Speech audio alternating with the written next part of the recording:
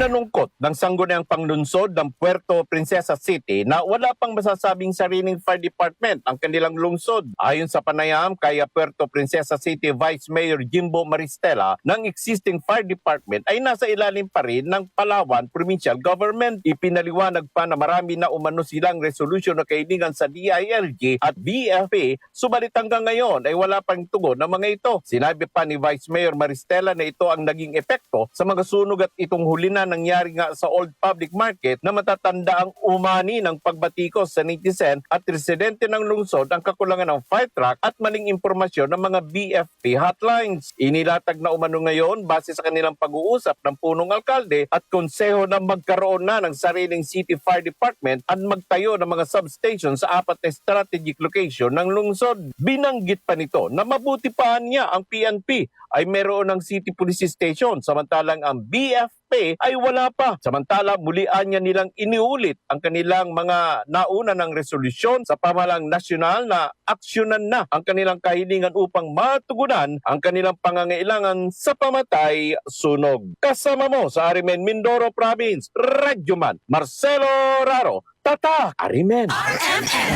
Network News.